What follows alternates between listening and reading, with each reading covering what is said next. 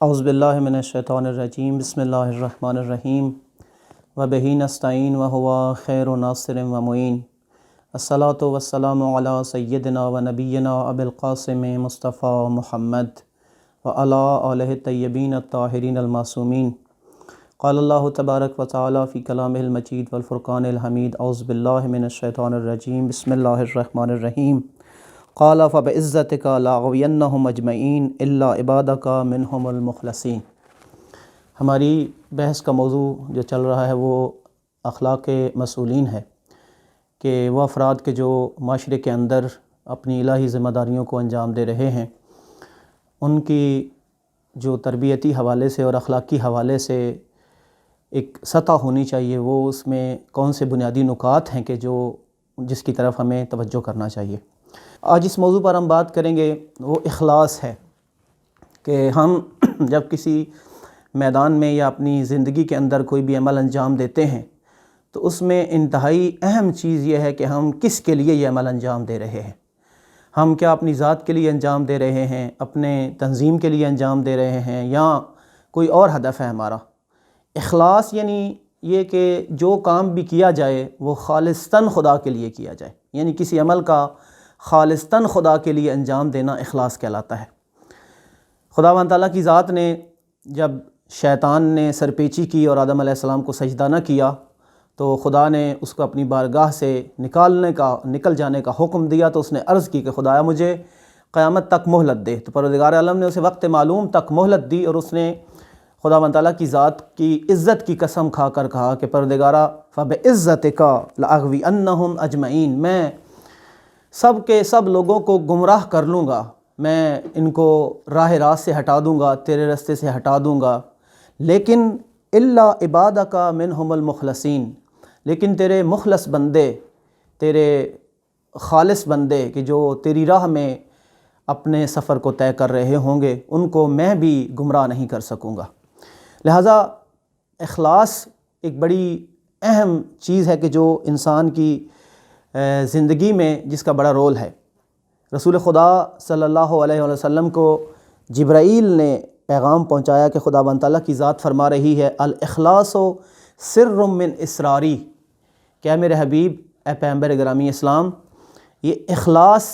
اور خالص عمل سر من اسراری، میرے رازوں میں سے ایک راز ہے۔ خدا فرما رہا ہے یہ اخلاص میرے رازوں میں سے ایک راز ہے، میں کسے عطا کرتا ہوں یہ خلوص، یہ اخلاص، یہ اللہ کے لیے کام کرنا کس کو عطا کرتا ہوں؟ استودعتہ قلب من احببتہ من عبادی، میں یہ اس قلب کو عطا کرتا ہوں، اس قلب کو ودیعت کرتا ہوں، اس قلب کو عطا کرتا ہوں کہ جو من احببتہ من عبادی، جن کو میں اپنے بندوں میں سے پسند کرتا ہوں، جن سے محبت کرتا ہوں۔ یعنی خداوند تعالیٰ کی ذات اپنے محبین کو، اپنے محبوب لوگوں کو، اپنے حبیب لوگوں کو یہ چیز عطا کرتی ہے، اخلاص جیسی نعمت سے نوازتی ہے، اور فرماتی ہے کہ یہ ایک ایسا راز ہے کہ جو میں ان بندوں کو عطا کرتا ہوں کہ جو میرے محبوب ہوتے ہیں۔ بس اگر کوئی خالصتاً خدا کے لیے کوئی عمل انجام دے اور وہ چاہتا ہو کہ وہ اللہ رب العزت کا محبوب بنے، تو اپنی ذات میں اخلاص لے کے آئے، ہر عمل کو خداوند تعالیٰ کی ذات کے لیے انجام دے۔ ہر عمل کی روح اخلاص ہے، یعنی اگر واقعاً کوئی عمل بغیر اخلاص کے ہے، کوئی عمل خدا کے علاوہ کسی اور کے لیے انجام دیا جائے تو اس کا کوئی فائدہ نہیں ہوتا۔ حتیٰ نماز جیسی عبادت بھی اگر خدا کے لیے نہ کی جائے تو خدا فرماتا ویل للمصلین الذین هم یراؤون، یعنی جو لوگ ریاکاری کرتے ہیں، جو میرے لیے نماز نہیں پڑھتے، ان کی نماز ایسے نمازیوں پر وائے ہو، یعنی ایسے نمازیوں کے لیے ویل کا کلمہ خداوند تعالیٰ کی زبان نے استعمال کیا ہے، یعنی وائے ہو ایسے نمازیوں پر کہ جو خدا کے علاوہ کسی اور کے لیے اور لوگوں کو دکھانے کے لیے نماز پڑھتے ہیں۔ لہذا اگر نماز جیسی عبادت بھی خدا کے علاوہ کسی اور کے لیے کی جائے تو وہ انسان کو کوئی فائدہ نہیں پہنچا سکتی۔ اس لیے خواجہ انصاری رحمۃ اللہ علیہ ایک بڑا پیارا جملہ فرماتے ہیں کہ والاخلاص تسویۃ العمل من کل شعب، اخلاص یہ ہے کہ انسان کا عمل ہر ملاوٹ سے پاک ہو، یعنی کوئی ملاوٹ نہ ہو، اس میں خالصتاً خداوند تعالیٰ کی ذات کے لیے ہو، نہ لوگوں کو دکھانے کے لیے، نہ اپنی نفس کو خوش کرنے کے لیے، نہ مقام و مرتبے کو حاصل کرنے کے لیے، حتیٰ نہ فقط یہ کہ اپنی تنظیم کو اب میں اپنا مقام و مرتبہ بنانے کے لیے، اپنا منصب حاصل کرنے کے لیے، یہ ساری چیزیں اگر ہوں تو وہ عمل ملاوٹ ہے، وہ مخلوط ہے اور وہ خالص نہیں ہے اور وہ انسان کو کوئی فائدہ نہیں پہنچا سکتا۔ پیغمبر گرامی اسلام کی بڑی خوبصورت حدیث ہے کہ وَإِذَا عَمِلْتَ عَمْلًا فَعَمَلْ لِلَّهِ خَالِصًا، اے بندگان خدا، اگر تم کوئی عمل انجام دینا چاہتے ہو تو خالصتاً خدا کے لیے انجام دو، لِأَنَّهُ لَا يَقْبِلُ مِنْ عِبَادِهِ الْأَعْمَالَ إِلَّا مَا كَانَ خَالِصًا، کیونکہ خداوند تعالیٰ کی ذات اپنے بندوں سے کوئی بھی عمل پسند نہیں کرتی، کوئی بھی عمل قبول نہیں کرتی مگر یہ کہ وہ عمل خالصتاً خدا کے لیے انجام دیا جائے۔ لہذا پیغمبر گرامی اسلام کے جو جن کی زبان مبارک پہ وہی یہ خدا کی مہر لگی ہوئی وَمَا يَنطِقُ عَنِ الْهَوَىٰ إِنْ هُوَ إِلَّا وَحْيٌ يُوحَىٰ، وہ پیغمبر فرما رہے ہیں کہ اذا عملت عملاً، جب عمل انجام دو، کوئی بھی کام کرو، فعمل للہ خالصا، تو خالصتاً اللہ کے لیے انجام دو، کیونکہ خدا کی ذات اپنے بندوں سے کوئی بھی عمل قبول نہیں کرتی مگر یہ کہ وہ خالصتاً خدا کے لیے انجام دیا جائے۔ لہذا بڑا امپورٹنٹ ہے کہ ہم اپنے اعمال کو کس لیے انجام دے رہے ہیں۔ امام خمینی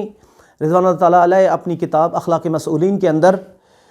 مسئولین کو مخاطب کر کے ایک بڑی خوبصورت تعبیر استعمال کرتے ہیں، فرماتے ہیں کہ اخلاص کا دامن تھامے رکھو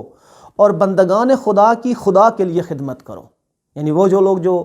فیلڈ میں، کسی تنظیم میں، کسی مقام و منصب پر اپنی ذمہ داریوں کو انجام دینا، ان کو مخاطب کر کے فرماتے ہیں کہ اخلاص کا دامن تھامے رکھو اور بندگان خدا کی خدا کے لیے خدمت کرو، تعریف اور اجر فقط ذات خدا سے طلب کرو۔ اس انتظار میں مت رہو کہ میری کوئی تعریف کرے گا کہ میں بڑا فعال ہوں، میں بڑا ورکر ہوں، میں بڑا تنظیمی ہوں یا میں بڑا مسئول ہوں، اور وہی ہے جو تمہیں اجر و جزا دیتا ہے۔ اور پھر ارشاد فرماتے ہیں امام خمینی اسی بحث کے اندر کہ علی علیہ السلام کی خندق میں ایک ضربت کائنات کی عبادت سے افضل کیوں ہو گئی کہ ضربت علی یوم الخندق افضل من عبادت ثقلین، یعنی مولا امیر علیہ السلام کی ایک ضربت ثقلین جن و انس کی عبادت پر بلندتر درجہ رہ گئی، اور تمام عبادات کی جو اول روز سے لے کر قیامت تک انجام دی جائیں گی ان پر وہ ایک ضربت بھاری ہو گئی۔ تو امام خمینی فرماتے ہیں اس کی وجہ علی علیہ السلام کا اخلاص تھا کہ وہ ضرب جو عمرو ابن عبد ود کو خندق کے میدان میں مولا امیر علیہ السلام نے لگائی تھی، وہ ایک ضرب کس کے لیے تھی؟ وہ خالصتاً خدا کے لیے تھی، اور وہ اتنا بڑا رتبہ پا گئی کہ ضربت علی یوم الخندق افضل من عبادت الثقلین کا لقب پا گئی۔ اور پھر امام خمینی فرماتے ہیں کہ اہل بیت پیغمبر نے 3 دن روزوں کی نذر کی، روزے رکھے، اور تینوں دن جب افطار کا ٹائم آیا تو ایک دن یتیم، ایک دن مسکین اور دوسرے دن اسیر اہل بیت کی بارگاہ پہ آیا، اور اہل بیت نے انہیں وہ افطار کے لیے جو روٹیاں تیار کی تھیں، وہ چند ایک روٹیاں جو اہل بیت کے گھر میں جناب زہرا و علی کے گھر میں پکی ہوئی تھیں وہ اس کو دے دیں، اور یہ کام خدا کو اتنا پسند آیا کہ پروردگار عالم نے سورہ دہر کے اندر اس کو ایک باقاعدہ طور پہ ذکر کیا اور اہل بیت کی شان میں آیات کو نازل کیا کہ یطعمون الطعام علی حبہ مسکینا و یتیما و اسیرا، وہ طعام دیتے ہیں کس کے لیے؟ علی حبہ۔ امام خمینی فرماتے ہیں یہ حب ہی امپورٹنٹ ہے کہ اہل بیت نے کس کی محبت میں وہ چند ٹکڑے دیے، آیا اس لیے کہ ہمیں سخی کہا جائے؟ نہ، علی حب ہی، اللہ کی حب میں، اللہ کی رضا کے لیے یہ چند روٹیاں دی، اور خدا کو اتنی پسند آ گئی کہ خدا نے اس کو قرآن کا حصہ بنا دیا۔ وَيُطْعِمُونَ الطَّعَامَ عَلَىٰ حُبِّهِ مِسْكِينًا وَيَتِيمًا وَأَسِيرًا، مسکین کو روٹیاں دی، یتیم کو اور اسیر کو۔ اور پھر فرمایا انما نطعمکم، خود اہل بیت کی زبان سے نقل کیا کہ انما نطعمکم، ہم نے یہ جو طعام دیا ہے، ہم نے جو روٹیاں دی ہیں، لوجہ اللہ، ہم نے اللہ کے لیے دی ہیں۔ یہ لوجہ اللہ اہم ہے کہ کس کے لیے یہ طعام دیا گیا، کس کے لیے یہ روٹیاں دی گئیں۔ لا نرید منکم جزاء ولا شکورا، ہم نہ کسی جزا کے آپ سے طلبکار ہیں اور نہ ہی کسی شکر گزاری کے۔ لہذا یہ اخلاص تھا اہل بیت پیغمبر کا کہ جو اتنا بلند مقام پا گیا کہ یتیم و مسکین و اسیر کو دی گئی روٹیوں کے چند ٹکڑے خدا کو اتنے پسند آئے، کیوں کہ یہ علی وجہ ہی تھے اور اس خدا کی محبت میں دیے گئے تھے۔ اسی رسول خدا کے زمانے کا ایک واقعہ کہ ایک تازہ مسلمان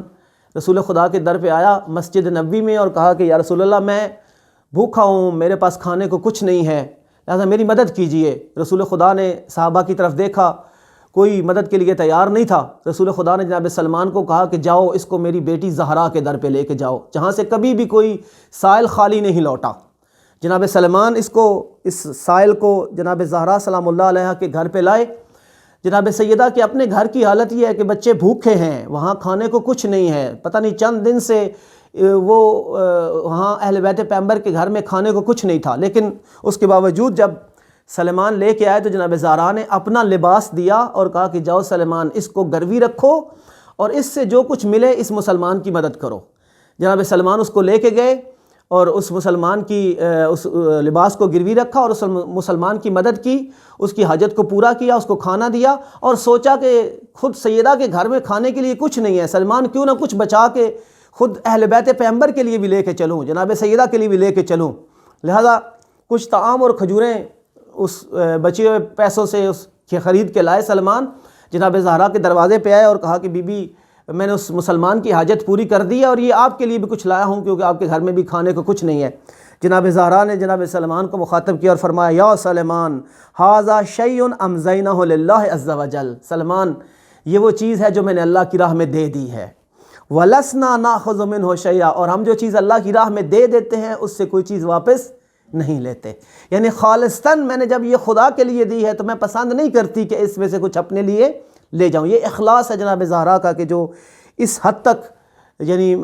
خدا کے راہ میں جو دے دیا ہے اس کو اپنے لیے اس میں سے کچھ حصہ بھی اپنے لیے پسند نہیں فرما رہے۔ ایک اور واقعہ جو نقل ہوا ہے خود امام خمینی رضی اللہ تعالیٰ علیہ کے بارے میں کہ امام خمینی جب فرانس سے واپس آئے، انقلاب کی کامیابی کے نزدیک کے دن ہیں اور بہشت زہرا میں جب امام خمینی کا استقبال ہوا اور لاکھوں لوگوں نے، ملین ہا لوگوں نے امام خمینی کا تہران کے اندر اور ایران کے اندر استقبال کیا اور استقبال کی شکل میں جب بہشت زہرا لے کے آئے تو یہاں پہ اب اخلاص اور للہیت کا امتحان تھا امام خمینی کا کہ ہر طرف سے درود بر خمینی اور سلام بر خمینی کی صدائیں بلند ہو رہی تھیں۔ اور جب یہ منظر لوگوں نے دیکھا اور جب یہ منظر ختم ہوا اور امام نے کہا کہ میں حکومت اسلامی تشکیل دوں گا، اور اس کے بعد ایک عالم دین نے، ایک بزرگ نے امام خمینی سے پوچھا کہ آقا جان آپ کو کیسا محسوس ہو رہا تھا جب اتنے سارے لوگ آپ کی آواز پر لبیک کہنے کے لیے اور درود بر خمینی اور سلام بر خمینی کہہ رہے تھے؟ تو امام خمینی نے فرمایا کہ یہ سارے مل کر جو درود بر خمینی کہہ رہے تھے یہ اگر مرگ بر خمینی کہیں تو خمینی کی ذات پہ کوئی فرق نہیں پڑتا، کیونکہ میرا کام ان لوگوں کے لیے نہیں تھا، میرا کام خدا کے لیے تھا، اس لیے یہ اگر مرگ بر خمینی بھی کہیں تو خمینی کی ذات پہ کوئی فرق پڑنے والا نہیں ہے۔ لہٰذا یہ وہ ہستیاں ہیں کہ جنہوں نے اپنی ساری زندگی واقعاً خدا کے لیے گزاری ہے۔ شہید ڈاکٹر نقوی رحمۃ اللہ علیہ اکثر نوجوانوں سے جب مخاطب ہوتے تھے اپنے تنظیمی حلقوں سے، اپنے مسئولین سے، تو فرمایا کرتے تھے کہ خدا نے خواستہ ہم اس تنظیم کو بت نہ بنا لیں، بلکہ فرماتے تھے کہ عہدہ اور یہ تنظیم فقط وسیلہ ہے،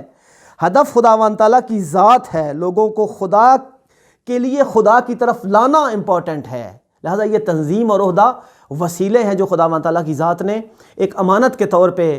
عطا کیے ہیں۔ لہذا کوئی بھی کام اگر واقعاً خالصتاً خدا کی ذات کے لیے کیا جائے تو خداوند تعالیٰ کی ذات اس کا اجر دیتی ہے۔ انسان کی کردار میں اور انسان کی گفتار میں واقعاً تبدیلی واقع ہو جاتی ہے، اور وہ کام جو خدا کے لیے کیا جائے اس کا اثر ہوتا ہے، وہ بات جو خدا کے لیے کہی جائے اس کا اثر ہوتا ہے۔ معصوم کی حدیث ہے کہ اگر کوئی اخلاص حاصل کرے گا تو اس کی زبان پر دانائی و حکمت کے چشمے جاری ہو جائیں گے۔ رسول خدا نے فرمایا من اخلص للہ 40 صباحا فجرت ینابیع الحکمت من قلبہ علی لسانہ، کوئی 40 دن فقط اللہ کے لیے گزار لے تو اس کی زبان سے حکمت کے چشمے جاری ہو جائیں گے۔ کوئی خالصتاً 40 دن خدا کے لیے عمل کر لے تو اس کی زبان سے میں اثر اور تاثیر پیدا ہو جائے گی۔ پروردگار عالم سے دعا ہے کہ ہم جو کام بھی کریں وہ خداوند تعالیٰ کی ذات کے لیے کریں، جو عمل بھی کریں وہ خداوند تعالیٰ کی ذات کے لیے کریں۔ ہمارے اندر ریاکاری اور دوسروں کو دکھاوا اور دوسروں کو خوش کرنا اور دوسروں سے تعریف و استحسان و واہ واہ و چاہ چاہ کی توقع رکھنا یہ بے جا ہے۔ خدا پروردگار عالم سے دعا ہے کہ ہم سب کو خالصتاً ہر کام خدا کے لیے انجام دینے کی توفیق عطا فرمائے، اور اگر واقعاً ہمارا ہر کام خدا کے لیے ہوگا تو خداوند تعالیٰ کی ذات اس میں تاثیر ڈالے گی، اور وہ جو ہم معاشرے کے اندر معاشرہ سازی کے لیے جو عمل انجام دینا جاتے ہیں اس میں خداوند تعالیٰ کی ذات برکت ڈالے گی۔ والسلام علیکم ورحمۃ اللہ وبرکاتہ۔